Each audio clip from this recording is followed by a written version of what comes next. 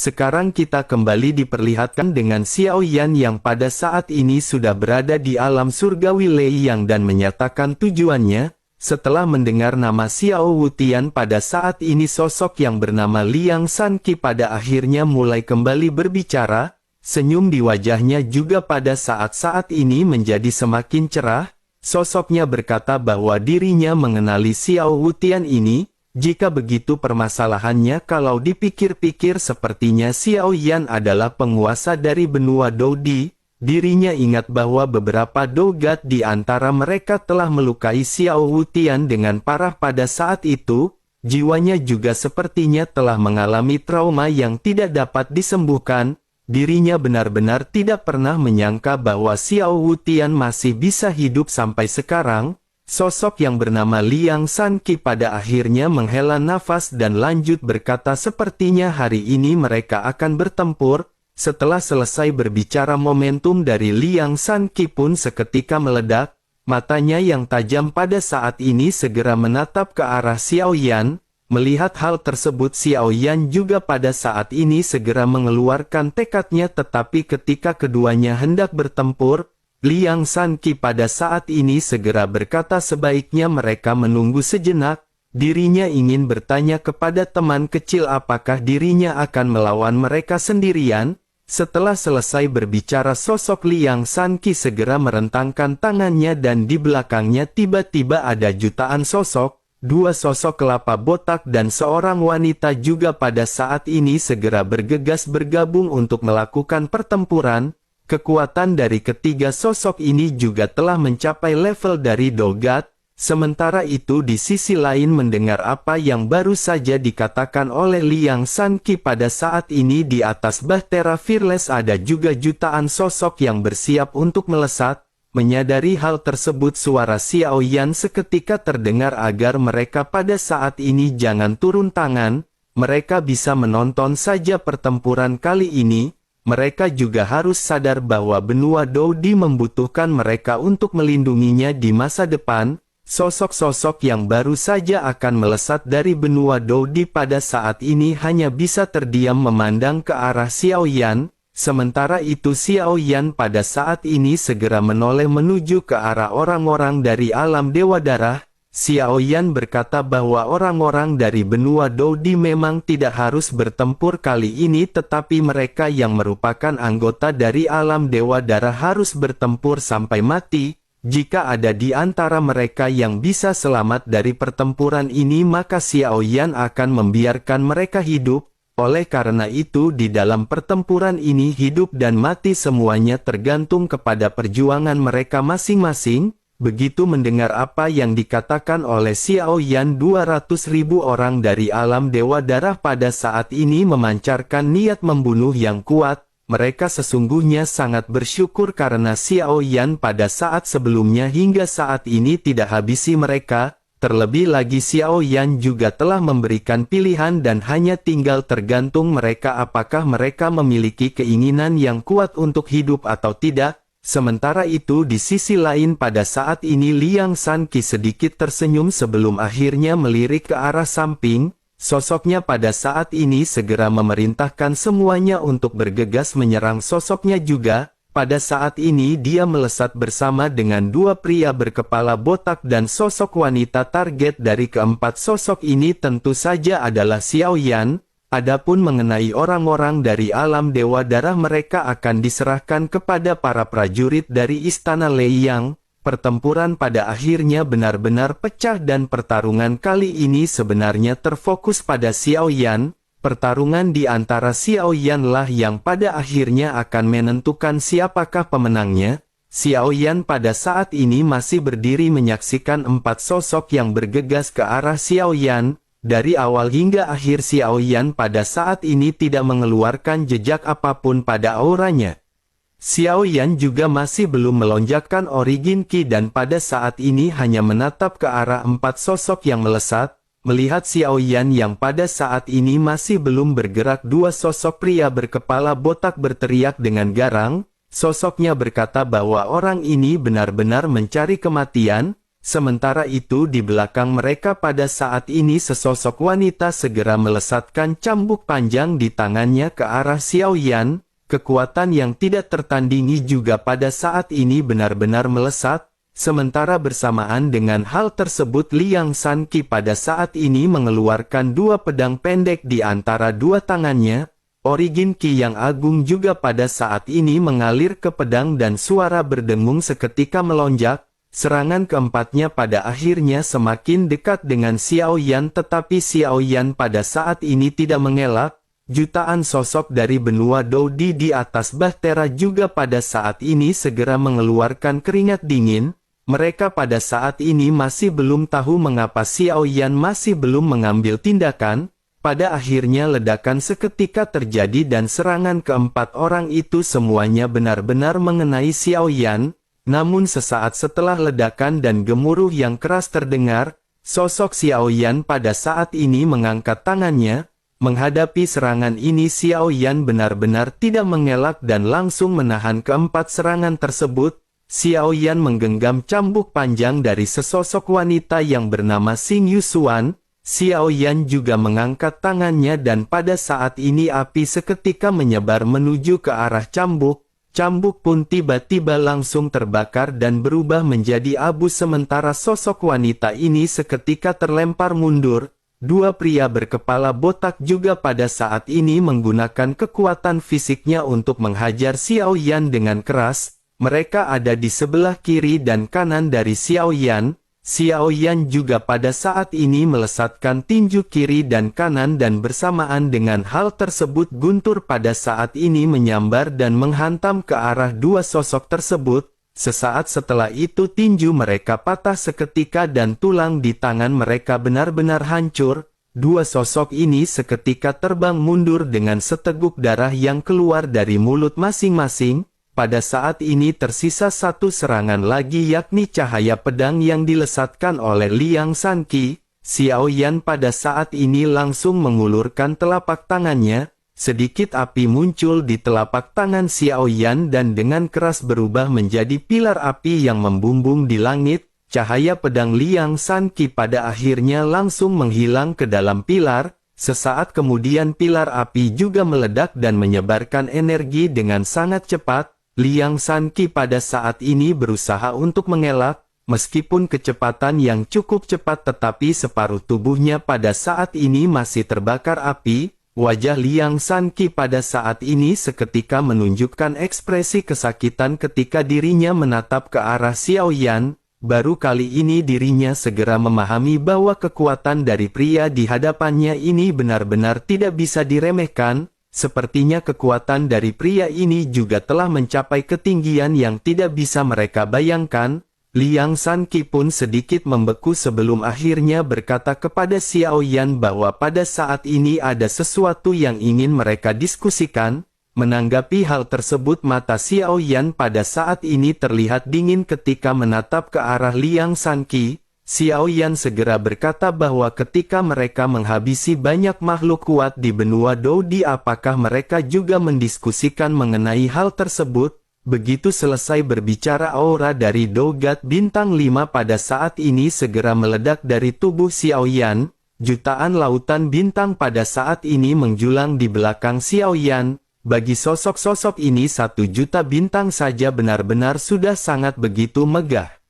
Adapun kekuatan Liang Sanqi yang baru saja mencapai tahap akhir Dogat Bintang 2 memiliki lautan bintang hanya sekitar 40.000, oleh karena itu pada saat ini mereka baru menyadari bahwa kekuatan mereka tidak bisa dibandingkan dengan Xiao Yan. Dua sosok pria botak juga pada saat ini benar-benar tercengang. Mereka hanyalah seorang Dogat Bintang 1 tahap akhir dengan hanya ada 5.000 lautan bintang origin Qi di dalam tubuhnya. Mereka pada saat ini benar-benar merasa sangat takut ketika menatap kembali ke arah sosok Xiao Yan di udara. Sementara itu tubuh Xiao Yan pada saat ini benar-benar berkedip. Tekanan yang kuat juga pada saat ini seketika menyebar mengakibatkan tubuh dari keempat sosok yang melawan Xiao Yan sebelumnya stagnan. Mereka pada saat ini benar-benar tidak bisa mundur dan hanya berdiam diri. Sementara itu Xiao Yan tidak banyak berbicara dan Xiao Yan pada saat ini segera menghampiri sosok pria berkepala botak. Xiao Yan segera mengayunkan kedua tangan apinya dan tiba-tiba tubuh mereka berdua seketika meledak. Kobaran api menutupi daging dan darah yang pecah dan mereka pada saat ini benar-benar menjadi abu. Xiao Yan pada saat ini benar-benar menghabisi dua orang dogat bintang satu hanya dengan satu gerakan.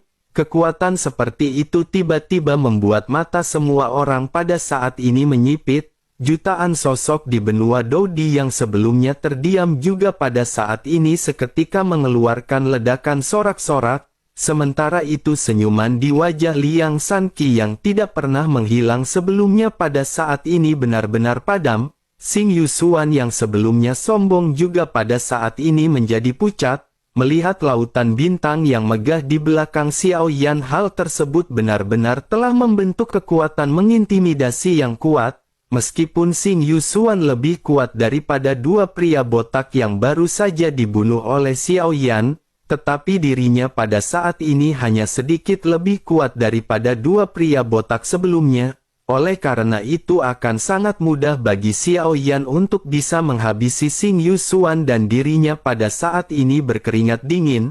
Sementara itu kembali ke Xiao Yan yang pada saat ini hanya melirik ke arah Xing Yusuan dan tidak menyerang lagi. Tentu saja hal tersebut bukan karena dirinya adalah seorang wanita melainkan Xiao Yan tidak suka membunuh tanpa pandang bulu. Adapun dua orang pria berkelapa botak mereka terlalu jelek dan mempengaruhi suasana hati Xiao Yan. Dikatakan bahwa di zaman para dewa menjadi sosok yang jelek merupakan sebuah dosa. Mata Xiao Yan pada saat ini akhirnya segera tertuju pada sosok Liang Sanqi. Melihat Xiao Yan yang perlahan mendekat, wajah Liang Sanqi pada saat ini dipenuhi dengan keringat dingin. Dirinya tidak lagi memiliki niat untuk bertempur karena dirinya tahu bahwa semua ini benar-benar akan percuma. Meskipun dirinya membakar kekuatan nyawa dan jiwanya, dirinya tidak akan bisa berhadapan dengan Xiao Yan. Sebagai seorang dogat, dirinya dapat dengan jelas memahami kesenjangan di antara latar belakang. Sosoknya juga pada saat ini tidak bisa membayangkan bahwa alam tingkat rendah yang hampir musnah oleh mereka pada saat itu, justru hari ini akan bisa menghasilkan orang sekuat Xiao Yan.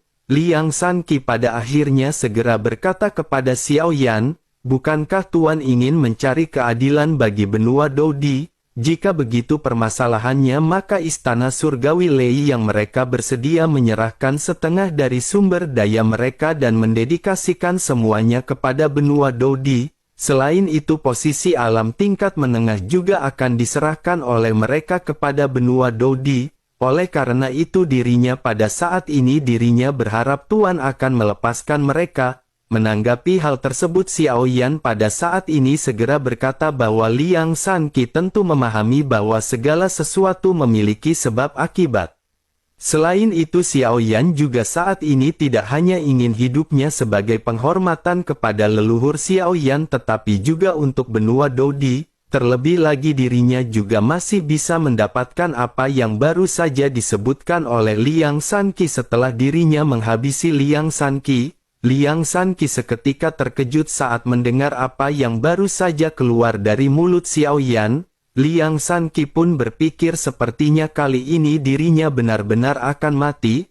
Liang Sanqi pada akhirnya segera berteriak ketika meminta tolong kepada senior. Xiao Yan pun seketika mengerutkan kening dan berpikir mungkinkah ada orang yang lebih kuat di istana surgawi Lei Yang. Bersamaan dengan teriakan dari Liang Sanqi pada saat ini terdengar suara gemuruh dan guntur bergema di langit. Sesaat kemudian pada saat ini guntur segera turun dan segera membentuk sesosok wanita cantik. Sosok ini sampai di sisi dari Liang Sanqi dan bertanya apa yang telah terjadi. Begitu pertanyaannya keluar pada saat ini sosok tersebut mengangkat matanya yang indah dan menatap ke arah Xiao Yan. Mata Xiao Yan juga pada saat ini tertuju pada wanita tersebut dan kedua mata ini seketika sama-sama terdiam. Sementara itu Liang Sanqi pada saat ini menundukkan kepalanya dan tidak berani menatap ke arah sosok wanita yang baru saja muncul. Sosoknya pada saat ini segera berkata bahwa orang yang berada di hadapan mereka ingin menghancurkan istana surgawi Lei Yang. Oleh karena itu dirinya berharap pada saat ini senior akan mengambil sebuah tindakan.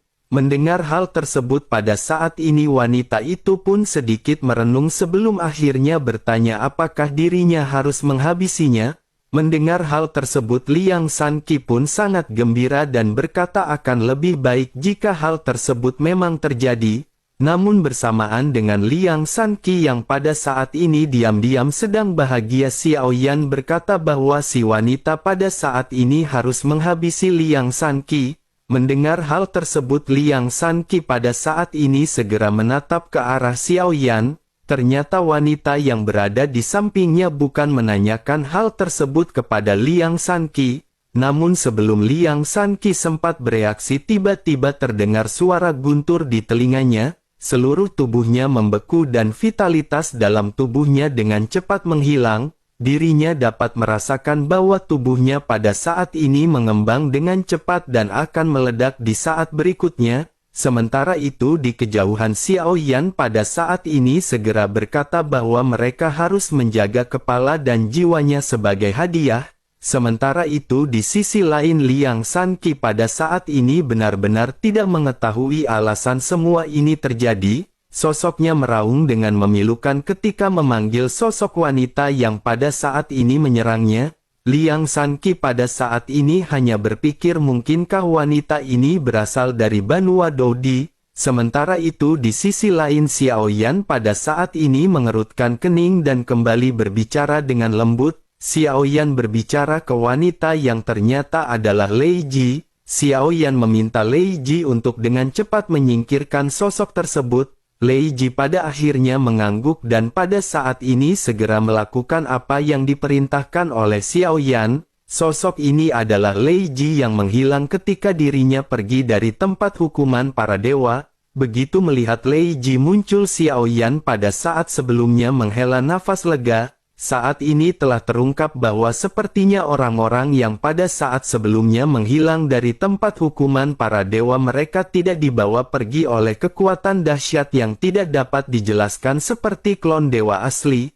Tampaknya mereka hanya terbawa oleh kekuatan turbulensi yang kuat dan diteleportasi ke berbagai tempat di dunia sensi. Xiao Yan pun tersenyum ke arah Lei Ji sementara Lei Ji pada saat ini segera menatap ke arah sosok Liang Sanqi. Tubuh Liang Sanqi pada saat ini telah meledak tetapi kepalanya masih tetap utuh dan jiwanya juga segera melesat keluar dan ingin melarikan diri dari medan pertempuran. Namun pada saat yang bersamaan Xiao Yan segera mengangkat tangannya dan kekuatan yang kuat langsung menahan jiwa dan kepalanya. Liang Sanqi pada saat ini meraung dengan marah ketika bertanya-tanya mengapa semua ini terjadi. Sementara itu Xiao Yan pada saat ini tanpa banyak basa-basi segera memasukkan kepala dan jiwa dari Liang Sanqi ke dalam cincin penyimpanan. Xiao Yan pada saat ini tidak memutuskan untuk menghancurkan jiwa dari Liang Sanqi. Xiao Wutian di benua Dodi selalu kesepian bermain catur sendirian. Oleh karena itu sepertinya akan sangat baik jika dirinya memiliki seorang teman. Sementara itu di sisi lain meskipun Liang Sanqi pada saat ini telah mati, pertempuran antara 200.000 elit alam Dewa Darah dan Istana Surgawi Lei yang belum berakhir, situasi pertempuran benar-benar sangat tragis dan orang-orang dari alam Dewa Darah pada saat ini telah berkurang banyak. Melihat pertempuran ini Lei Ji segera bertanya kepada Xiao Yan apakah orang-orang ini juga akan dihabisi. Xiao Yan pada saat ini menggelengkan kepalanya dan memberikan isyarat bahwa Xiao Yan pada saat ini tidak terburu-buru. Xiao Yan berpikir bahwa alam Dewa Darah tentu harus membayar harga atas semua kejahatan mereka. Xiao Yan pada akhirnya segera bertanya kepada Lei Ji berapa banyakkah kekuatan yang telah dipulihkan oleh Lei Ji pada saat ini. Mendengar hal tersebut Lei Ji pun mengerutkan kening. Lei Ji lanjut berkata bahwa mereka datang dari dunia luar dan sepertinya mereka telah ditolak oleh dunia sensi. Mereka telah dihalangi untuk menyerap sumber energi oleh karena itu mereka sangat sulit untuk memulihkan diri ke tingkat keabadian. Mendengar hal tersebut Xiao Yan pada saat ini sedikit merenung, sementara itu selama masa-masa ini Lei Ji juga berusaha sekuat tenaga untuk memulihkan kekuatannya, namun kecepatan penyerapan origin Qi-nya sangat lambat, oleh karena itu dalam 1000 tahun lautan bintang di tubuh Lei Ji baru saja melebihi 1 juta, namun meskipun begitu hal ini adalah kekuatan yang awalnya memang dimiliki oleh Lei Ji. Dirinya pernah menjadi makhluk keabadian di dunia luar dan setelah jatuh ke dunia sensi, dirinya benar-benar telah ditolak dan kekuatannya benar-benar pulih secara perlahan. Sementara itu Xiao Yan pada saat ini segera berkata bahwa klon dewa asli juga telah menghilang. Xiao Yan merasa ada banyak rahasia di dunia ini yang belum Xiao Yan ketahui. Sejauh ini Xiao Yan hanya melihat satu makhluk abadi yang bernama Jin Taiwei, sementara itu untuk makhluk abadi lainnya Xiao Yan pada saat ini masih belum mengetahuinya. Xiao Yan pun kembali merenung dan pada saat ini segera teringat sosok Raja Tianzang. Xiao Yan selama ini masih belum bisa memastikan kekuatan dari Raja Tianzang. Oleh karena itu Xiao Yan pada saat ini merasa bahwa sosok keabadian satu-satunya adalah Jin Taiwei. Di sisi lain mendengar apa yang baru saja dikatakan oleh Xiao Yan mata Lei Ji sedikit menyipit. Lei Ji segera berkata kepada Xiao Yan dengan sedikit serius. Lei Ji menjelaskan agar Xiao Yan pada saat ini berhati-hati. Dunia sensi secara logis lebih kuat daripada dunia luar. Oleh karena itu bagaimana mungkin tidak ada keberadaan dari sosok makhluk keabadian, terlebih lagi mungkin saja ada konspirasi besar di dalam semua ini, atau mungkin mereka juga sengaja menyembunyikan keberadaan dari makhluk keabadian. Melakukan hal ini tidak diragukan lagi, hal tersebut berarti bahwa bahaya semakin dekat dan dunia sedang membuat pilihan. Xiao Yan pun menganggukkan kepalanya setelah mendengar apa yang baru saja dijelaskan oleh Lei Ji. Xiao Yan juga telah mengetahui dari Qiu bahwa hanya ada waktu 10.000 tahun sebelum rencana dari dunia Taixu. Xiao Yan pada akhirnya menghela nafas sebelum akhirnya Xiao Yan melihat ke arah pertempuran yang berada di sisi lain. Pertempuran ini akan segera berakhir dengan hanya ada 50.000 dari total 200.000 elit alam Dewa Darah yang tersisa. Xiao Yan pada akhirnya segera berkata kepada Lei Ji agar Lei Ji menghabisi setengah dari mereka. Lei Ji pun mengangguk dan pada saat ini Lei Ji segera bergegas melesatkan banyak guntur. Kilatan guntur dalam waktu singkat pada saat ini segera menyambar sosok-sosok dari alam surgawi Lei Yang. Dalam sekejap mata pada saat ini banyak orang telah mati dalam kilatan guntur. Semua orang dari istana Lei yang mulai kepanikan dan melarikan diri ke segala arah. Pada akhirnya orang-orang yang selamat dari alam Dewa Darah juga pada saat ini bisa menghela nafas lega. Semua orang pada saat ini benar-benar terkejut karena hanya dengan satu lambaian tangan saja sosok wanita cantik yang bernama Lei Ji ini bisa menghabisi banyak pasukan. Sementara itu Xiao Yan pada saat ini segera berkata bahwa semuanya sudah cukup. Kali ini sudah waktunya untuk menyelesaikan sebab akibat yang telah terjadi. Xiao Yan segera mengangkat tangannya dan memerintahkan Lei Ji pada saat ini untuk berdiri di samping Xiao Yan. Setelah itu Xiao Yan mengalihkan pandangannya untuk menatap ke arah wanita bernama Xing Yusuan. Hanya ada 4 orang dogat di istana surgawi Lei Yang dan 3 di antaranya telah dihabisi oleh Xiao Yan. Hanya sosok Xing Yusuan yang pada saat ini tersisa dan tidak pernah bergerak dari sejak tadi. Melihat Xiao Yan yang memerintahkannya untuk mendekat Xing Yusuan pada saat ini tiba-tiba tersadar dan tidak berani menunda lebih lama.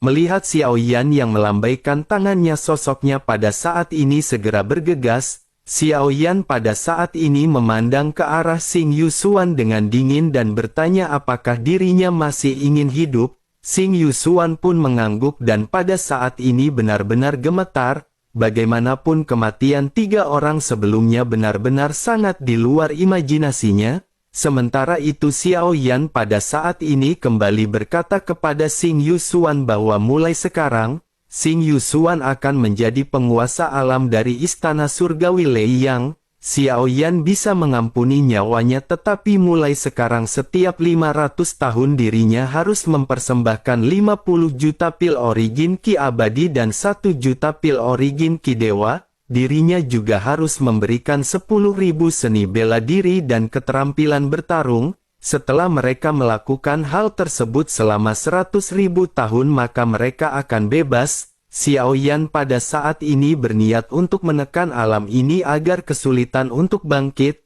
Meskipun ini terlihat sedikit kejam, tetapi ini juga merupakan sebuah berkah. Hal ini merupakan hasil terbaik jika dibandingkan dengan dunia mereka yang dihancurkan oleh Xiao Yan. Sementara itu Xing Yusuan pada saat ini sedikit ragu-ragu ketika mendengar apa yang baru saja dikatakan oleh Xiao Yan. Dirinya mengira bahwa Xiao Yan pada saat itu ini akan menghabisi orang-orang dari alam surgawi Leiyang. Namun pada akhirnya dirinya segera tersadar dan tidak pernah berpikir bahwa Xiao Yan benar-benar akan memberi mereka kondisi seperti ini. Sementara itu di sisi lain, melihat sosok Xing Yusuan yang tertegun, Xiao Yan segera memerintahkannya untuk menyumbangkan esensi darah dan jiwanya. Jika dirinya tidak datang kepada Xiao Yan selama 500 tahun, maka dirinya akan mengetahui konsekuensinya. Xing Yusuan pada saat ini tidak berani mengabaikan perkataan Xiao Yan dan segera memberikan esensi darah dan jiwanya. Persyaratan yang baru saja diminta oleh Xiao Yan sesungguhnya masih dalam kisaran yang dapat mereka tanggung. Namun sumber daya yang disumbangkan ini akan membuat dunia mereka benar-benar kekosongan sumber daya. Dengan begitu maka sumber daya akan menjadi semakin langka dan dunia mereka benar-benar akan melemah. Namun meskipun begitu, hal ini lebih baik daripada seluruh dunia pada saat ini dihancurkan. Sementara itu Xiao Yan pada saat ini menerima esensi darah dan jiwa dari Xing Yusuan. Setelah itu Xiao Yan memandang ke arah orang-orang dari alam Dewa Darah dengan mata dingin. Hanya ada 50 orang yang tersisa dari total 200.000 orang. Xiao Yan juga pada saat ini tidak berniat untuk terus menyiksa orang-orang ini. Xiao Yan pada akhirnya segera berkata bahwa mereka telah bertahan berdasarkan kemampuan masing-masing. Oleh karena itu Xiao Yan pada saat ini tidak akan mengejar mereka lebih jauh. Namun mereka juga harus ingat bahwa setiap 500 tahun, mereka harus memberi penghormatan kepada benua Dou di tepat waktu. Jika tidak, Xiao Yan akan datang kepada mereka lagi untuk menyelesaikan permasalahan ini. Jika pada saatnya hal tersebut dilanggar, mungkin Xiao Yan tidak akan bertindak sesederhana ini. Beberapa leluhur dari alam Dewa Darah segera menangkupkan tangan mereka dengan gemetar dan dengan cepat menyetujui perkataan Xiao Yan. Xiao Yan pun melambaikan tangannya dan berkata bahwa mereka pada saat ini bisa pulang. Setelah selesai berbicara, Xiao Yan segera membawa Lei Ji dan terbang menuju ke Fearless Art. Pada saat yang sama jutaan elit dari benua Doudi juga pada saat ini kembali melakukan sorak-sorak yang meriah. Apa yang pada saat sebelumnya mereka lihat dari Xiao Yan benar-benar dapat dikatakan sesuatu yang keren. Benua Doudi pernah ditindas dan diperas sumber dayanya oleh alam ini, tetapi sebagai elit dari benua Doudi mereka hanya bisa menelan amarah mereka karena mereka tidak cukup kuat untuk melindungi wilayah mereka. Namun pada akhirnya Xiao Yan telah membalikkan. Semuanya tidak hanya membangun otoritasnya di dunia sekitar, tetapi juga Xiao Yan benar-benar menghukum dunia ini. Pada akhirnya orang-orang dari benua Doudi di atas Fearless Art pada saat ini dapat kembali dengan penuh bangga. Lalu di tengah-tengah sorak-sorak kegembiraan, pada akhirnya Fearless segera berubah menjadi gumpalan asap biru dan menghilang di atas istana Lei yang untuk pergi ke warung Bude Yanti karena ada promo beli 1 gratis 5 kopi Musang King.